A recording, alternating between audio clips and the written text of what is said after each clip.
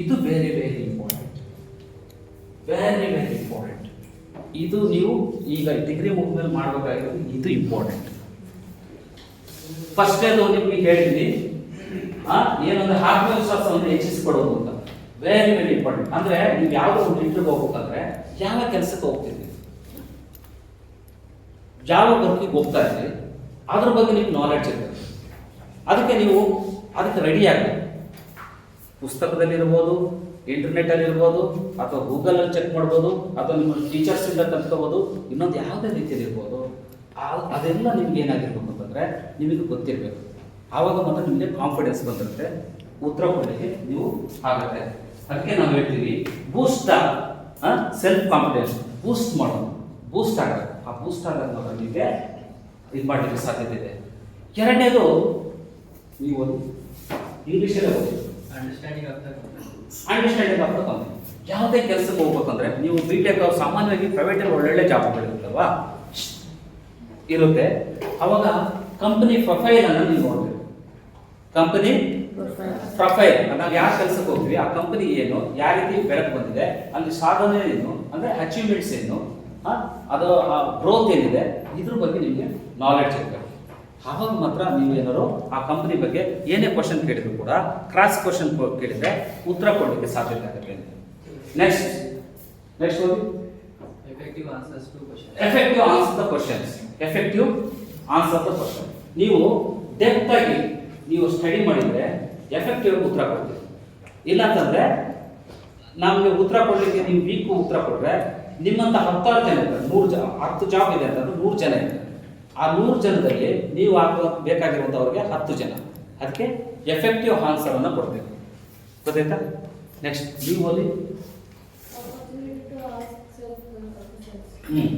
ಅಂದ್ರೆ ಇದು ಯಾವಾಗ ಬರುತ್ತೆ ಅಂತಂದ್ರೆ ಇಂಟರ್ವ್ಯೂಗೆ ಹೋಗ್ತೀರಿ, ಫೇಸ್ ಮಾಡ್ತೀರಿ. ಇಂಟರ್ವ್ಯೂ ಫೇಸ್ ಮಾಡಿದ್ರೆ ಒಂದಷ್ಟು ಕ್ವಶನ್ಗಳನ್ನೆಲ್ಲ ಕೇಳ್ತಾರೆ, ನೀವೆಲ್ಲ ಉತ್ತರವನ್ನು ಕೊಡ್ತೀರಿ, ಎಲ್ಲದಾಯಿತು. ನಿಮಗೊಂದು ಅವಕಾಶ ಕೊಡ್ತಾರೆ, ನಿಮಗೆ ಒಂದು ಅವಕಾಶ ಕೊಡ್ತಾರೆ. ಏನಂತಂದ್ರೆ ಈ ಕಂಪನಿ ಬಗ್ಗೆ ನೀವೇನಾದ್ರು ಹೇಳಲಿಕ್ಕೆ ಬಯಸ್ತೀರಾ, ಅಥವಾ ಈ ಇಲಾಖೆ ಬಗ್ಗೆ ನೀವೇನಾದ್ರು ಹೇಳಲಿಕ್ಕೆ ಬಯಸ್ತೀರಾ ಅಂತ ಕೇಳಿದಾಗ ನೀವು ಪರ್ಫೆಕ್ಟ್ ಆಗಿ ಸ್ಟಡಿ ಮಾಡಿದ್ರೆ, ಕಾನ್ಫಿಡೆನ್ಸ್ ಬಿಲ್ಡಪ್ ಮಾಡ್ಕೊಂಡಿದ್ರೆ, ಚೆನ್ನಾಗಿ ಕಲ್ತಿದ್ರೆ, ಅವಾಗ ನಿಮಗೆ ಅನಿಸುತ್ತೆ ಒಂದಷ್ಟು ಕ್ವಶನ್, ಸರ್ ಈ ಕಂಪನಿಗೆ ಸೇರಿದ್ರೆ ಈ ಗ್ರೋತ್ ಹೇಗಿದೆ, ಅಥವಾ ನಾವು ಈ ಟೀಮ್ ವರ್ಕ್ ಮಾಡಿದ್ರೆ ಯಾವ ರೀತಿ ಡೆವಲಪ್ಮೆಂಟ್ ಮಾಡಬೇಕು, ಈ ರೀತಿ ಕ್ವಶನ್ ಅವ್ರನ್ನ ಮೋಟಿವೇಟ್ ಮಾಡಬೇಕು. ಸಂದರ್ಶನ ಮಾಡ್ತಾರಲ್ಲ ಅವರನ್ನು ನೀವು ಮೋಟಿವೇಟ್ ಮಾಡಬೇಕು. ಆ ರೀತಿ ಕ್ವಶನ್ಗೆ ನಿಮಗೆ ಅವಕಾಶ ಇರುತ್ತೆ. ನೆಕ್ಸ್ಟ್ ಓದಿ. Trust management very very important. ಹೇಳಿ ಪರವಾಗಿಲ್ಲ ಹೇಳಿ. Trust management very very important. ಇದು ಯಾಕೆ ಅಂತಂದ್ರೆ ಈಗ ನೀವು ಒಂದು ಎಕ್ಸಾಮ್ ನಡೀತಾ ಇರುತ್ತೆ, ಸಂಜೆವರೆಗೂ ಕ್ರಿಕೆಟ್ ಆಡ್ತಿರ್ತೀವಿ. ಕ್ರಿಕೆಟ್ ಆಡ್ಬಿಟ್ಟು ನೈಟ್ ಬಂದು ಮಲ್ಕು ಏನೋ ಓದಕ್ಕೆ ಹೋದ್ರೆ ಓದಕ್ಕಾಗಲ್ಲ. ನೀವು ಬಂದಾಗ ಕ್ವಶನ್ ಪೇಪರ್ ಕೊಡ್ತಿರ್ತಾರೆ, ನಿಮ್ಗೆ ಏನು ಬರ್ತದೆ ಸ್ಟ್ರೆಸ್ ಆಗ್ತದೆ ಅಲ್ವಾ? ಯಾಕೆಂದ್ರೆ ನಿಮ್ಗೆ ಓದಕ್ಕೆ ಬಂದಿರಲ್ಲ. ಅದೇ ಟೈಪು ನೀವು ಈಗ ಯಾವುದೋ ಕೆಲಸಕ್ಕೆ ಹಾಕಿದಾಗ ನಿಮಗೆ ಅದ್ರ ಬಗ್ಗೆ ನಾಲೆಡ್ಜ್ ಇಲ್ಲ ಅಂದರೆ ಬೆವರುತ್ತೆ, ಕೈಕಾಲು ನಡುಗುತ್ತೆ, ಏನು ಉತ್ತರ ಕೊಡೋದು ಅಂತ ಅನ್ಸುತ್ತೆ. ಹಾಗಾಗಿ ಈ ಒತ್ತಡವನ್ನು ಕಮ್ಮಿ ಆಗಬೇಕು ಅಂದರೆ ಫಸ್ಟ್ ಪ್ರಾಕ್ಟೀಸ್ ಮಾಡಬೇಕು. ಅಭ್ಯಾಸ ಮಾಡಬೇಕು. ಅವಾಗ ಮಾತ್ರ ನೀವು ಸಕ್ಸಸ್ ಆಗಲಿಕ್ಕೆ ಸಾಧ್ಯತೆ ಇದೆ. ನೀವು ಕಾಂಪಿಟೇಟಿವ್ ಪ್ರಯೋಜನ ಅಂದರೆ ಇದು ಹಲೋ, ಹಾಯ್, ಈಗ ಥ್ಯಾಂಕ್ ಯು. ಇದು ನೀವು ಒಂದು ಇಂಟರ್ವ್ಯೂ ಹೋಗ್ತೀರಿ. ಆ ಇಂಟರ್ವ್ಯೂ ಹೋದ ಸಂದರ್ಭದಲ್ಲಿ ಆ ಇಂಟರ್ವ್ಯೂ ಅಲ್ಲಿ ನಿಮಗೆ ಒಂದು ಇಂಟರ್ವ್ಯೂ ನೀವು ಸಕ್ಸಸ್ ಆಗಂಗೆ ಮಾಡ್ತೀರಿ. ನಿಮ್ಮ ಆನೆಸ್ಟ್ ಆಗಿ ಉತ್ತರಗಳು ಕೊಡ್ತೀರಿ, ಸಿಕ್ಕಾಪಟ್ಟೆ ಎನರ್ಜಿ ಹಾಕಿ ನೀವು ಮಾಡ್ತೀರಿ. ಕೆಲವೊಂದು ಫೇಲ್ಯೂರ್ ಆಯ್ತು, ಏನು ಲಾಭ? ನೆಕ್ಸ್ಟ್ ಇಂಟರ್ವ್ಯೂಗೆ ನಿಮಗೆ ಐಡಿಯಾ ಸಿಗುತ್ತೆ. ನೆಕ್ಸ್ಟ್ ಇಂಟರ್ವ್ಯೂಗೆ ಐಡಿಯಾ ಸಿಗುತ್ತೆ. ನೆಕ್ಸ್ಟ್ ನೀವು ಓದಿ. Optional utilisation of time. Effective time management. ಇಲ್ಲಿ ಏನಾಗುತ್ತೆ ಅಂದ್ರೆ ನೀವು ಎಲ್ಲ ರೀತಿ ಸಿಸ್ಟಮೆಟಿಕ್ ಆಗಿ ಮಾಡಿದ್ರೆ ಎಫೆಕ್ಟಿವ್ ಟೈಮ್ ಮ್ಯಾನೇಜ್ಮೆಂಟ್ ಅನ್ನ ನೀವು ಸೇವ್ ಮಾಡೋದಂಗೆ ಆಗುತ್ತೆ. ನೆಕ್ಸ್ಟ್ ಈ ಸಂದರ್ಶನದಲ್ಲಿ ಕಮ್ಯುನಿಕೇಶನ್ ಯಾಕೆ ಇಂಪಾರ್ಟೆಂಟ್ ಅಂತ. ಸಂದರ್ಶನದಲ್ಲಿ ಕಮ್ಯುನಿಕೇಶನ್, ಈಗ ನಾನು ಮಾತಾಡ್ತಾ ಇದ್ದೀನಿ, ನಿಮಗೆ ನಾನು ಮಾತಾಡ್ತಾ ಇದ್ದೀನಿ ಅಲ್ವಾ? ಮಾತಾಡ್ತಿರೋದ್ರಿಂದ ನಿಮಗೆ ಕಮ್ಯುನಿಕೇಶನ್ ರೀಚ್ ಮಾಡಿಸ್ತಾ ಇದೆ. ಕಮ್ಯುನಿಕೇಶನ್ ಅನ್ನ ರೀಚ್ ಮಾಡಿಸ್ತಾ ಇರೋದು ಅಲ್ವಾ? ಕಮ್ಯುನಿಕೇಶನ್ ಅನ್ನು ರೀಚ್ ಮಾಡಿಸ್ತಿರೋದು ಯಾಕೆ ಅಂದರೆ ನಾನು ಸ್ಪಷ್ಟವಾಗಿ ಮಾತಾಡ್ತಿರೋದ್ರಿಂದ ನಿಮಗೆ ಅರ್ಥ ಆಗ್ತದೆ, ಟ್ರಾನ್ಸ್ಫರ್ ಆಗ್ತಿದೆ, ನಿಮ್ಮ ಜೊತೆ ನಿಮಗೆ ಟ್ರಾನ್ಸ್ಫರ್ ಆಗ್ತಿದೆ. ಆವಾಗ ಈ ಸ್ಪಷ್ಟತೆ ಇಲ್ದಿದ್ರೆ ನಿಮಗೆ ಅರ್ಥ ಆಗಲ್ಲ. ಅದಕ್ಕೋಸ್ಕರ ಯಾವುದೇ ಕಮ್ಯುನಿಕೇಶನ್ ಅಂತಂದ್ರೆ ಸ್ಪಷ್ಟತೆ ಮತ್ತು ನಿಖರತೆ, clarity and accuracy, clarity accuracy ಆಗಿರಬೇಕು. ಲಿಸನಿಂಗ್ ಸ್ಕಿಲ್ಸ್, ಯಾರು ಚೆನ್ನಾಗಿ ಕೇಳಿಸ್ಕೊಳ್ತಾರೋ, ಯಾರು ಚೆನ್ನಾಗಿ ಕೇಳಿಸ್ಕೊಳ್ತಾರೋ ಅವರು ಒಳ್ಳೆ ಭಾಷಣಕಾರರಾಗ್ತಾರೆ, ಒಳ್ಳೆ ಮಾತುಗಾರರಾಗ್ತಾರೆ, ಮತ್ತೆ ಇಂಟರ್ವ್ಯೂ ಕೂಡ ಸಕ್ಸಸ್ ಆಗ್ತಾರೆ ಅಂತ. ಫಸ್ಟ್ ನಾವು ಅವ್ರು ಏನ್ ಹೇಳ್ತಾರೆ ಅಂತ ಕೇಳಿಸ್ಕೋಬೇಕು. ಈಗ ಅವ್ರೇನೋ 3 ಜನ ಕೂತಿರ್ತಾರೆ, ಆವಾಗ ನೀವು ಆ ಸಂದರ್ಭದಲ್ಲಿ ನೀವೇನಾದ್ರು ಕರೆಕ್ಟಾಗಿ ನೀವು ಅಲ್ಲಿ ಕೇಳಿಸ್ಕೊಳ್ಳಿರಂದ್ರೆ ಏನೋ ಉತ್ತರ ಕೊಡಕ್ಕೆ ಹೋಗ್ತೀವಿ, ಫೇಲ್ಯೂರ್ ಆಗ್ತೀವಿ. ಅದಕ್ಕೆ ಫಸ್ಟ್ ಲಿಸನ್ ಫಸ್ಟ್. ನೆಕ್ಸ್ಟ್ ನೀವು ಓದಿ. Confidence and tone of voice. ಆತ್ಮವಿಶ್ವಾಸ ಮತ್ತು ಧ್ವನಿ ಏರಿಳಿತ. ಅಂದ್ರೆ ಸೆಲ್ಫ್ ಕಾನ್ಫಿಡೆನ್ಸ್ ಬಗ್ಗೆ ಹೇಳಿದ್ರಿ, ನೀವು ಕರೆಕ್ಟ್ ಆಗಿ ಅಂದ್ಬಿಟ್ಟು ಧ್ವನಿ, ವಾಯ್ಸ್ ಮಾಡ್ಯುಲೇಷನ್ಸ್ ಅಲ್ಲಿ ನೀವು ಸಿಟ್ಟಿಂದ ಹೇಳಿದ್ರು ಗೊತ್ತಾಗುತ್ತೆ, ಸ್ಮೂತ್ ಆಗಿ ಹೇಳಿದ್ರು ಗೊತ್ತಾಗುತ್ತೆ, ಅಥವಾ ಕ್ವಾಲಿಟಿಯಾಗಿ ಹೇಳಿದ್ರು ಫೇಸ್ ಎಕ್ಸ್ಪ್ರೆಷನ್ ಅಲ್ಲೇ ಗೊತ್ತಾಗುತ್ತೆ. ಅದನ್ನೇ ನಾವು ಏನಂತೀವಿ, ಸ್ವರ, ಧ್ವನಿ ಅಥವಾ ಟೋನ್ ವಾಯ್ಸ್. ಆ ವಾಯ್ಸ್ ಅಲ್ಲೇ ಅವ್ರಿಗೆ ಗೊತ್ತಾಗುತ್ತೆ, ನೀವು ಒಳಗಡೆ ಹೇಗೆ ಬರ್ತಿದ್ದೀರಿ ಅಂತ ಅಂದ್ಬಿಟ್ಟು ಗೊತ್ತಾಗುತ್ತೆ. ಅದಕ್ಕೋಸ್ಕರ ಈ ಕೌಶಲ್ಯ ನಿಮಗೆ ಗೊತ್ತಿರಬೇಕು. Next body language. ಒಳಗಡೆ ಹೋದಾಗ ಹಿಂಗ ಸೊಟ್ಟ ಪಟ್ಟ ಕೊಡೋದು, ಹಿಂಗ್ ಅಲರ್ಟ್ ಕೊಡಿದ್ರೆ ನೀವು ಅಲ್ಲೇ ಫೇಲ್ಯೂರ್ ಆಗ್ತೀರಿ. ಹೋಗಿ ಗೆಟಪ್ ಅಲ್ಲಿ ಕೊಡ್ಬೇಕು, ಸಿಸ್ಟಮೆಟಿಕ್ ಕೊಡ್ಬೇಕು, ಆರಾಮ್ಸೆ ಕೊಡ್ಬೇಕು. ಅರ್ಥ ಆಯ್ತಾ? ಆವಾಗ ಆ ರೀತಿ ಇದ್ದಾಗ ನೀವೇನಾದ್ರು ಇದಾಗ್ತದೆ. ನೆಕ್ಸ್ಟ್ ನೀವು ಕರ್ಟಸಿ ಅಂಡ್ ರೆಸ್ಪೆಕ್ಟ್. ನೀವು ಒಂದು ವಿನಯತೆಯಿಂದ ಹೋಗ್ಬೇಕು. ನೀವು 4 ವರ್ಷ ಏನು ಕಲ್ತಿರ್ತೀರೋ ಒಂದು ಶಿಸ್ತನ್ನ, ಅದು ಕೂಡ ಅದೇ ಶಿಸ್ತನ್ನ ಪಾಲನೆ ಮಾಡಬೇಕು. ಎರಡನೇದಾಗಿ ಮತ್ತೆ ಒಂದು ರೆಸ್ಪೆಕ್ಟ್ ಕೊಡಬೇಕು, ಆ ಇಂಟ್ರಿಗೆ ರೆಸ್ಪೆಕ್ಟ್ ಅನ್ನ ಕೊಡಬೇಕು. ನೆಕ್ಸ್ಟ್ 5ನೇ ನೀವು ಅಡಾಪ್ಟಬಿಲಿಟಿ. ಈಗ ಅವ್ರು ಏನು ಕ್ವಶನ್ ಕೇಳ್ತಾರೋ ಅದಕ್ಕೆ ನೀವು ಉತ್ತರ ಕೊಡಬೇಕು. ಈಗ 4 ವರ್ಷ ಏನು ಕಲ್ತಿರ್ತೀರೋ ಆ 4 ವರ್ಷ ಕಲ್ತಿರೋದನ್ನ ನೀವು ಅವರಿಗೆ ನೀವೇನ್ ಮಾಡಬೇಕು, ಆ ರೀತಿ ಉತ್ತರವನ್ನ ಅನಲೈಸ್ ಮಾಡಿ ಕೊಡ್ಬೇಕು. ಆ ರೀತಿ ಉತ್ತರವನ್ನ ಅನಲೈಸ್ ಮಾಡಿ ಅವ್ರು ಹೊಂದಾಣಿಕೆ ಆಗುವಂತೆ ಉತ್ತರ ಕೊಡ್ಬೇಕು. ಅರ್ಥ ಆಗ್ತಿದೆ? ನಿಮ್ಗೆ ಅರ್ಥ ಆಯ್ತಾ? ಈಸಿ ಇರುತ್ತೆ. ನೆಕ್ಸ್ಟ್ ಮಾತಾಡಿದ್ರೆ ಚಾಕ್ಲೇಟ್ ಕೊಡ್ತೀನಿ. ಈಗ ನೀವು ಲಾಸ್ಟ್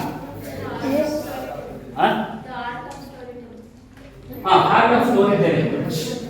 ಯಾರು ನೀವು ಡೆಪ್ತ್ ಆಗಿ ಕಲ್ತಿರ್ತೀರೋ, ಬಿಟೆಕ್ ಆಗಲಿ ಇನ್ನೊಂದಾಗಲಿ ಯಾವುದೇ ಕೋರ್ಸ್ ಆಗಲಿ, ಯಾರು ಡೆಪ್ತ್ ಆಗಿ ಕಲ್ತಿರ್ತೀರೋ, ಹಲೋ ಹಾಯ್ ಹಲೋ 1 2 3 4 2 3. ಇಲ್ಲಿ ಆರ್ಟ್ ಆಫ್ ಸ್ಟೋರಿ ಟೆಲ್ಲಿಂಗ್ ಅಂತಂದ್ರೆ ನೀವು ಏನು ಕಲ್ತಿರ್ತೀರಲ್ಲ ಹೇಳಿ, ಮಾತಾಡಿ. ಯಾರು ಮಾತಾಡ್ತೀವಿ, ಏನಾಗ್ತದೆ ಅಂತ. ನೀವು ಇಂಟರ್ವ್ಯೂ ಹೋಗ್ತೀರಿ, ಈ 4 ವರ್ಷದಲ್ಲಿ ಏನು ಕಲ್ತಿರ್ತೀರಲ್ಲ, ಅಲ್ಲಿ ಅವ್ರು ಏನು ಕ್ವಶನ್ ಕೇಳ್ತಾರೋ ಅದಕ್ಕೆ ಪೂರಕವಾಗಿ ಅದರಿಂದ ಪಿಕ್ ಮಾಡ್ಬಿಟ್ಟು ನೀವು ಆ ಸ್ಟೋರಿ ಟೈಮ್ ಕೇಳಿ ಅವ್ರನ್ನ ಕನ್ವೆ ಮಾಡಬೇಕು ಅಂತ ಅಷ್ಟೇ. ಕ್ಲಿಯರ್ ಆಯ್ತಾ? ಅಷ್ಟೇ. ನೆಕ್ಸ್ಟ್ ಓದಿ. ಇದೊಂದು ಸೆಲ್ಫ್ ಕಾನ್ಫಿಡೆನ್ಸ್ ಯಾಕೆ ಬೇಕು ಅಂತ. ಸೆಲ್ಫ್ ಕಾನ್ಫಿಡೆನ್ಸ್ ಇಂಟರ್ವ್ಯೂ ಅಲ್ಲಿ ಯಾಕೆ ಬೇಕು? ನಾವು ಮೊದಲೇ ಹೇಳಿದ್ರೆ ಫಸ್ಟ್ ಇಂಪ್ರೆಷನ್ ಅಂತಂದ, ಅದ್ರ ಬಗ್ಗೆ ಇದು ಆಲ್ರೆಡಿ ಗೊತ್ತಿದೆ. Second clear communications. ಒಂದು ಈಗ ಆಲ್ರೆಡಿ ಹೇಳಿದ್ರಲ್ಲ, ಕ್ಲಿಯರ್ ಕಮ್ಯುನಿಕೇಶನ್ ಇರೋದಕ್ಕೆ ಬೇಕು. ನೀವು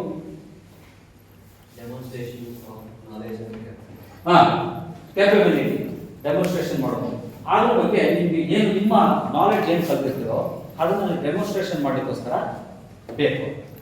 ನೆಕ್ಸ್ಟ್ ಈಗ ಆಲ್ರೆಡಿ ಹೇಳಿದ್ದೀನಿ, ಸ್ಟ್ರೆಸ್ ಮ್ಯಾನೇಜ್ಮೆಂಟ್ ಹೇಳಿದ್ದೀನಿ, ಅದ್ರ ಬಗ್ಗೆ ಇನ್ನೇನು ಬೇಡ.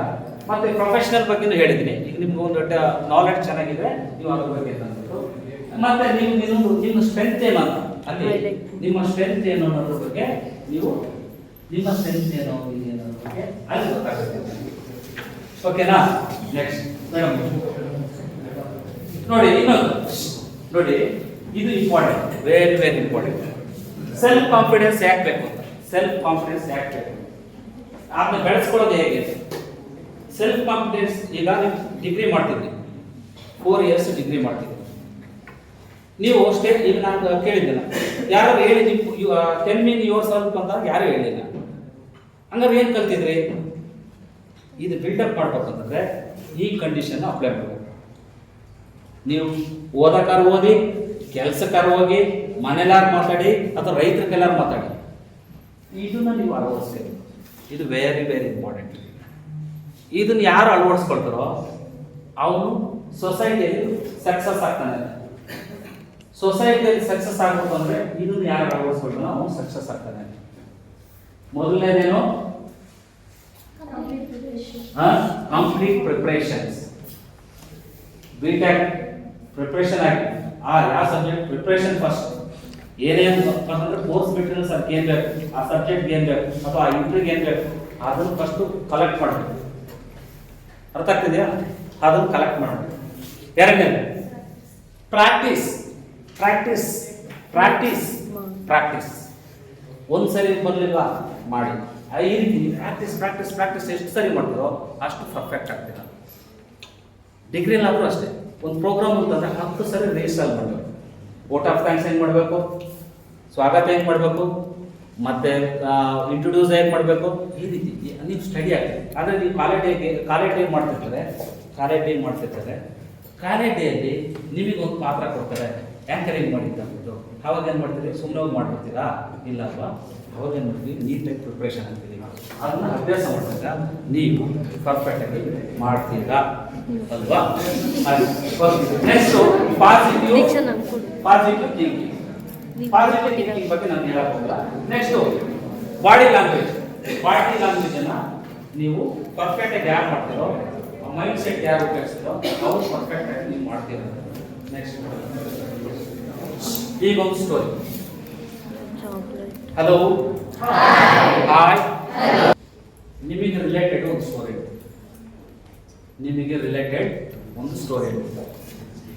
ಇಂಟ್ರೋಲ್ಲಿ ಹೇಗಿರ್ಬೇಕು ಅನ್ನೋದಕ್ಕೆ ಒಂದು ಸ್ಟೋರಿ. ಈ ವೆಸ್ಟರ್ನ್ ಘಾಟ್ ಅಂತಿದೆ, ಕೇಳಿದ್ರ? ವೆಸ್ಟರ್ನ್ ಘಾಟ್ ಸಹ್ಯಾದ್ರಿ ಪರ್ವತಗಳು ಅಂತ ಕೇಳಿದ್ರ? ಇಲ್ಲಿ ಒಬ್ಬ ಕಮಲಾ ನಾಯಕ್ ಅಂತ ಇರ್ತಾನೆ. ಆ ಕಮಲಾ ನಾಯಕ್ ಅನ್ನೋರು ಒಬ್ಬ ಫಾರೆಸ್ಟ್ ಬಿಗ್ ಆಫೀಸರ್ಸ್ ಅಂತ ದೊಡ್ಡ ಒಂದು ಆಫೀಸ್ ಪೊಸಿಷನ್ ಅಲ್ಲಿ ಇರ್ತಾರೆ. ಆ ಅರಣ್ಯದವರಿಗೆ ಅಥವಾ ವೆಸ್ಟರ್ನ್ ಘಾಟ್ ಬಗ್ಗೆ ಏನ್ ಕೇಳಿದ್ರು ಪಟ ಪಟ ಪಟ ಉತ್ತರ, ಏನ್ ಕೇಳಿ ಉತ್ತರ ಕೊಡ್ತಾರೆ. ಎರಡನೇದಾಗಿ ಆ ಕಾಡಿನ ಜನಗಳು, ಆ ಭಾಗದ ಜನಗಳು ಕಮಲಾ ನಾಯಕರು ತುಂಬಾ ಅವನಿದೆ ಅಂದ್ರೆ ಆ ಕೆಲಸಕ್ಕೆ ಪರ್ಫೆಕ್ಟ್ ಅಂತ ಅವ್ರು ತಿಳ್ಕೊಂಡ್ತಾರೆ. ಎಷ್ಟು ಪರ್ಫೆಕ್ಟ್ ಅಂದ್ರೆ ಅವನು ಅಷ್ಟು ಪರ್ಫೆಕ್ಟ್ ಅಂತ. ಕೆಲಸಕ್ಕೆ ಹೋಗೋ ಸಂದರ್ಭದಲ್ಲಿ ಅವನು ಕೂಡ ನಿಮ್ಮಂಗೆ ಇದ್ದ. ಆವಾಗ ಅವನಿಗೆ ಹೆದರಿಕೆ, ನಾನು ಇಂಟ್ರಿಗೆ ಹೇಗೆ ಹೋಗುವಂಥದ್ದು, ಇಂಟ್ರಲ್ಲೆಲ್ಲ ವಿದ್ವಾಂಸರು ಕೂತಿರ್ತಾರೆ, ನಾನು ಹೇಗೆ ಫೇಸ್ ಮಾಡೋದು, ಅವ್ರ ಕೈಲಿ ನಾನು ಆನ್ಸರ್ ಕೊಡೋಕ್ಕಾಗುತ್ತಾ, ತಪ್ಪಾಗ್ಬಿಟ್ರೆ, ಫೇಲ್ಯೂರ್ ಆಗಿಬಿಟ್ರೆ, ಈ ರೀತಿ ಅವ್ರಿಗೆ ಕಾನ್ಫಿಡೆನ್ಸ್ ಇರಲ್ಲ. ಆವಾಗ ಅವ್ರ ಗುರುಗಳು ಒಬ್ಬರು ಇರ್ತಾರೆ, ಪ್ರಕಾಶ್, ನಮ್ಮ ಸಲುವಾಗಿ ಯಾರೊಬ್ಬರು ಗುರುಗಳಿರ್ತಾರೆ, ಪ್ರಕಾಶ್. ಅವರು ಪೆಟ್ ಸ್ಟೂಡೆಂಟ್ಸ್ ಅಂತ ಅವ್ರನ್ನೂ ಅಂದ್ಕೊಂಡಿರ್ತಾರೆ. ಅವ್ರು ಏನು ಮಾಡ್ತಾರೆ, ಇವನು ಫಿಯರ್ ಎಲ್ಲ ಗೊತ್ತಾಗುತ್ತೆ, ಎದುರಿಗೋ ಇವನು ಯಾಕೋ ಇಂಟ್ರಲ್ಲಿ ಪಾಸ್ ಆಗಲ್ಲ ಅಂತ ಅನಿಸ್ಬೋದು. ಅದಕ್ಕೆ ಅವ್ನು ಏನು ಮಾಡ್ತಾರೆ, ಕರ್ಕೊಳ್ತಾರೆ, ಬಾರಪ್ಪ ನೀನು ಅಂತ ಕರ್ಕೊಂಡು ವೆಸ್ಟರ್ನ್ ಘಾಟಿಗೆ ಕರ್ಕೊಂಡು ಹೋಗ್ತಾರೆ. ವೆಸ್ಟರ್ನ್ ಘಾಟಿಗೆ ಕರ್ಕೊಂಡು ಹೋದಾಗ ಆ ವೆಸ್ಟರ್ನ್ ಘಾಟಲ್ಲಿ ಒಂದು ದೊಡ್ಡ ಕಾಡು, ಆ ಕಾಡೊಳಗೆ ಕರ್ಕೊಂಡು ಹೋಗ್ತಾರೆ. ಬ್ಯಾಂಬೂ ಗೊತ್ತಿದೆಯಲ್ಲ, ಬ್ಯಾಂಬೂ ನೋಡಿದಿರಲ್ಲ, ಈ ಬ್ಯಾಂಬೂ ಕಾಡನ್ನು ತೋರಿಸ್ತಾರೆ. ಬಿದಿರಿನ ಕಾಡನ್ನು ತೋರಿಸ್ತಾರೆ. ಅಲ್ಲಿ ನೋಡಿ ಬಿದಿರಿನ ಕಾಡು ಅಂತ ನೋಡ್ತಾನೆ, ಹಂಗೇನು ಅಂತಾನೆ ಅಲ್ಲ. ಇನ್ನೊಂದ್ಸರಿ ನೋಡುತ್ತಾನೆ, ಆವಾಗಲೂ ಅವ್ನಿಗೆ ಅರ್ಥ ಆಗಲ್ಲ. ಲಾಸ್ಟಿಗೆ ಈ ರೀತಿ ನೋಡ್ತಾನೆ, ಅರ್ಥ ಆಗಲ್ಲ. ನೋಡು, ಇದು ಬಿದಿರು ಇದೆಯಲ್ಲ, ಬ್ಯಾಂಬೂ ಇದೆಯಲ್ಲ, ಸಣ್ಣ ಸಣ್ಣ ಮೊಳಕೆ ಇದೆ. ಅದು ಯಾವುದೇ ರೀತಿಯ ಮೇಲೆ ಬಂದಿಲ್ಲ. ಯಾಕೆ ಬಂದಿಲ್ಲ ಅಂತಂದ್ರೆ ಅದು ಬೆಳಿಲಿಕ್ಕೆ ಅದು ಬೇರುಗಳಿದೆಯಲ್ಲ, 5-6 ವರ್ಷಗಳು ಬೇಕು. ಆ ಬೇರುಗಳೆಲ್ಲ ಶಕ್ತಿ ತುಂಬಲಿಕ್ಕೋಸ್ಕರ ಅಥವಾ ಎನರ್ಜಿ ಬೇಕು ಅಂತಂದ್ರೆ 5-6 ವರ್ಷಗಳು ಬೇಕು. ಫಸ್ಟು ಆ ಬೇರುಗಳೆಲ್ಲ ಸ್ಟ್ರಾಂಗ್ ಆಗುತ್ತೆ. ಆಮೇಲೆ 2ನೇ ತಿಂಗಳು ಫಿನಿಕ್ಸ್ ಟೈಪ್ ಮೇಲೆ ಎದ್ದು ಬಿಡುತ್ತೆ. ಫಿನಿಕ್ಸ್ ಟೈಪ್ ಬ್ಯಾಂಬು ಮ್ಯಾಲ್ ಬಂದ್ಬಿಡುತ್ತೆ. ಸ್ಟಾರ್ಟಿಂಗು 5 ವರ್ಷ 6 ವರ್ಷ ಮೇಲೆ ಬರಲ್ಲ, ಬೇರುಗಳು ಸ್ಟ್ರಾಂಗ್ ಆಗುತ್ತೆ, ಆಮೇಲೆ ಮೇಲೆ ಬರುತ್ತೆ. ಅರ್ಥ ಆಯ್ತಾ? ಈ ರೀತಿ ನೀನು ಇರುತ್ತೆ ಬ್ಯಾಂಬು ಅಂತ. ನೀನು ಇಂಟ್ರಲ್ಲಿ ಏನು ಮಾಡಬೇಕು, ಈ ಬ್ಯಾಂಬು ಟೈಪ್ ನೀನು ಇರಬೇಕು. ಅಂದರೆ 4 ವರ್ಷ ಡಿಗ್ರಿಯಲ್ಲಿ ನೀವು ಏನು ಕಲ್ತಿರ್ತಾರೆ ಚೆನ್ನಾಗಿ ಕಲ್ತ್ಬಿಡೋ. ಅದು ಎಷ್ಟು ಚೆನ್ನಾಗಿ ನಿಮ್ಮ ಟೀಚರ್ಸನ್ನು ಅವ್ರು ನೀವೇ ಕನ್ವೆ ಮಾಡಿ, ಸರ್ ಇದಂದ್ರೆ ಏನು, ಅದಂದ್ರೆ ಏನು, ಇದಂದ್ರೆ ಏನು, ಇದಕ್ಕೆ ಅರ್ಥ ಆಗ್ತಿಲ್ಲ, ಅದು ಆಗ್ತಿಲ್ಲ, ಪ್ರಿನ್ಸಿಪಲ್ಸ್ ಅಂತ ಗೊತ್ತಾಗ್ತಿಲ್ಲ, ಫಂಡಮೆಂಟ್ಸ್ ಎಲ್ಲ ಏನಿದೆ ಇದನ್ನು ಇನ್ನೂ ನೀವು ಚೆನ್ನಾಗಿ ಕಲ್ತ್ತಾರೆ. ರೂಟ್ ಸ್ಟ್ರಾಂಗ್ ಮಾಡ್ಕೊಂಡಿದ್ದಾಗ ನೀವು ಬ್ಯಾಂಬು ಟೈಪು ಫಿನಿಕ್ಸ್ ಟೈಪ್ ಉತ್ತರ ಕೊಡ್ತೀವಿ. ಫಿನಿಕ್ಸ್ ಟೈಪ್ ಅಥವಾ ಫಿನಿಕ್ಸ್ ಟೈಪ್ ಉತ್ತರ ಕೊಡ್ತೀವಿ. ಅರ್ಥ ಆಗ್ತಿದೆಯಾ? ಆ ರೀತಿ ನೀವು ಉತ್ತರ ಕೊಡಬೇಕು. ಅಲ್ಲಿ ಸಣ್ಣ ಪುಟ್ಟ ಕೆಲಸ ಕ್ವಶನ್ ಕೇಳ್ತಾರೆ, ತಲೆ ಕೆಡಿಸ್ಕೊಬೇಡ. ಅದನ್ನು ನೀನು ಏನು ಕಲ್ತಿದ್ದು ಆ ಜ್ಞಾನದಿಂದ ಅಪ್ಲೈ ಮಾಡು, ನೀನು ಅದಕ್ಕೆ ಉತ್ತರ ಕೊಡು. ಜ್ಞಾನದ ಉತ್ತರ ಕೊಡು ಅಂತ ಹೇಳ್ತಾರೆ. ಅದು ಗೊತ್ತಾಯ್ತಾ? ನಿಮ್ಗೆ ಗೊತ್ತಾಗ್ತಿದೆಯಾ? ಉತ್ತರ ಕೊಡು ಅಂತ ಆಯ್ತು ಅಂದ್ಬಿಟ್ಟು ಅವನು ನಮ್ಮ ಗುರುಗಳಿಗೆ ಹೇಳಿದ್ರಲ್ಲ ಹಿಂಗೆ ಉತ್ತರ ಕೊಡ್ತಾರೆ ಅಂದ್ಬಿಟ್ಟು ಹೋಗ್ತಾನೆ, ಕೂರ್ತಾನೆ, ಇಂಟ್ರ್ಯೂ ಫೇಸ್ ಮಾಡ್ತಾನೆ. ಫಸ್ಟಿಗೆ ಒಂದು ಕ್ವಶನ್ ಕೇಳ್ತಾರೆ, ಫಸ್ಟ್ ಯೋಚನೆ ಮಾಡ್ತಾನೆ. ಯೋಚನೆ ಮಾಡಿಬಿಟ್ಟು ಅವ್ರು ಹೇಳಿದರು ಬೇರುಗಳು, ಮರ, ಫಿನಿಕ್ಸ್ ಟೈಪ್ ಈ ರೀತಿ ಅವನು ಯೋಚನೆ ಮಾಡ್ತಾನೆ. ಪ್ರಶ್ನೆಗಳು ಕೇಳ್ತಾನೆ. ಪರ್ಫೆಕ್ಟಾಗಿ ಅವನು ಉತ್ತರವನ್ನು ಕೊಡಲಿಕ್ಕೆ ಪ್ರಯತ್ನವನ್ನು ಪಡ್ತಾನೆ. ಗೊತ್ತಿಲ್ಲದಿದ್ದು ಅಡಾಪ್ಟಬಿಲಿಟಿ ಇಲ್ಲ, ಗೊತ್ತಿಲ್ಲದಿದ್ದು ಹೊಂದಾಣಿಕೆ ಉತ್ತರವನ್ನು ಕೊಡಲಿಕ್ಕೆ ಪ್ರಾರಂಭಿಸ್ತಾನೆ. ಯಾವುದು ಗೊತ್ತಿಲ್ಲ ಅದಕ್ಕೆ ಹೇಗೆ ರಿಲೇಟ್ ಮಾಡಬೇಕು ಆ ರೀತಿ ಕನ್ವೆ ಮಾಡಿ ಅಥವಾ ಕನ್ವರ್ಟ್ ಮಾಡಿ ಉತ್ತರ ಕೊಡ್ತಾನೆ. ಆ ರೀತಿ ಉತ್ತರ ಕೊಟ್ಟಾಗ ಇಂಟ್ರೋಲ್ ಸಕ್ಸಸ್ ಆಗುತ್ತೆ. ಇಂಟ್ರೋಲು ಸಕ್ಸಸ್ ಆಗುತ್ತೆ. ಸಕ್ಸಸ್ ಆದಾಗ ಈ ಸ್ಟೋರಿಯಿಂದ ನಾವು ಏನು ಕರಿತೀವಿ ಅಂತಂದರೆ ನೆಕ್ಸ್ಟ್ ಓಕೆ. ಇದರಿಂದ ನಾವು ಕಲಿಯೋದು ಇದು ಇಂಪಾರ್ಟೆಂಟ್. ಒಂದು ಪ್ರಿಪ್ರೇಷನ್, ಸಿದ್ಧತೆ. ಒಂದು ಈ ಸ್ಟೋರಿಯಿಂದ ನಾವು ಏನು ಕಲಿತೀವಿ ಅಂತಂದರೆ ಪ್ರಿಪ್ರೇಷನ್. ಒಂದು ಇಂಟರ್ವ್ಯೂ ಹೋಗ್ತಾರೆ ಏನು ಪ್ರಿಪ್ರೇಷನ್ ಮಾಡಬೇಕು. ಎರಡನೇದು ಸೆಲ್ಫ್ ಕಾನ್ಫಿಡೆನ್ಸ್ ಅಂತ ಕಲಿತೀವಿ. ಮೂರನೇದು ಈ ಪ್ರೀತಿಯನ್ನು ವ್ಯಕ್ತಪಡಿಸೋದು. ಈಗ ಆ ಗ್ರೂಪಲ್ಲಿ ಹೇಳಿದ್ರು, ನಿಮ್ಮ ಟೀಚರ್ಸ್ ಹೇಳಿದ್ರು, ನೀವು ಈ ಬಿದ್ರು ಟೈಪು ನೀನು ಕನ್ವರ್ಟ್ ಮಾಡಿ ಉತ್ತರ ಕೊಡು, ಸ್ಟ್ರಾಂಗ್ ಆಗಿ ಬಿಲ್ಡ್ ಮಾಡ್ಕೊಂತಿಲ್ಲ. ಆ ರೀತಿ ನಾವು ಅದನ್ನ ಅಡಾಪ್ಟ್ ಮಾಡ್ಕೊಳ್ತಾನೆ, ಆಮೇಲೆ ಉತ್ತರ ಕೊಡ್ತಾನೆ. ನಾಲ್ಕನೇದು ವ್ಯಕ್ತಿತ್ವ ಅನಾವರಣ. ಇವ್ರು ಏನು ಕೊಡ್ತಾರೋ ಅವನ ಪರ್ಸ್ನಾಲಿಟಿಯನ್ನು ಎಕ್ಸಿಬಿಷನ್ ಮಾಡ್ತಾನೆ. ಅವನ ಪರ್ಸ್ನಾಲಿಟಿಯನ್ನು ಅವನು ಎಕ್ಸಿಬಿಷನನ್ನು ಮಾಡ್ತಾನೆ. ಅರ್ಥ ಆಯ್ತಾ? ಪರ್ಸ್ನಾಲಿಟಿಯನ್ನು ಎಕ್ಸಿಬಿಷನನ್ನು ಅವನು ಮಾಡ್ತಾನೆ. ಲಾಸ್ಟ್ ಈ ಪ್ರಾಬ್ಲಮ್ಸ್ ಏನು ಬರುತ್ತೋ ಆ ಪ್ರಾಬ್ಲಮ್ಸನ್ನು ಚೆನ್ನಾಗಿ ಅವನು ಉತ್ತರ ಕೊಟ್ಬಿಟ್ಟು ಅವನು ಸಕ್ಸಸ್ ಆಗ್ತಾನೆ. ಈಗ ನೀವು ಯಾವುದೇ ಒಂದು ಇಂಟರ್ವ್ಯೂ ಹೋದರೆ ಫಸ್ಟ್ ಪ್ರಿಪ್ರೇಷನ್ ಮಾಡಬೇಕು, ಎರಡನೇದು ಸೆಲ್ಫ್ ಕಾನ್ಫಿಡೆನ್ಸ್ ಇರಬೇಕು, ಮೂರನೇದಾಗಿ ನಿಮಗೆ ಒಂದು ಅವ್ರು ಹೇಳಿದ್ರು ಕಂಫರ್ಟ್ ಆಗಿ ಫೀಲ್ ಆಗಿ ಉತ್ತರ ಕೊಡಬೇಕು, ನಾಲ್ಕನೇದು ನಿಮ್ಮ ಫಸ್ಟ್ ಪ್ರೆಸೆಂಟೇಷನ್ ಏನನ್ನೋದು ಅವರಿಗೆ ಅರ್ಥ ಮಾಡಿಸ್ಬೇಕು, ಐದನೇದು ಪ್ರಾಬ್ಲಮ್ಸನ್ನು ಸಾಲ್ವ್ ಮಾಡಬೇಕು. ಆವಾಗ ನೀವು ಇಂಟ್ರೂ ಸಕ್ಸಸ್. ಇಷ್ಟನ್ನು ನೀವು ಅರ್ಥ ಮಾಡ್ಕೊಂಡ್ರೆ ಇಂಟ್ರೂ ನೀವು ಸಕ್ಸಸ್ ಆಗ್ತೀರಾ. ಹಲೋ.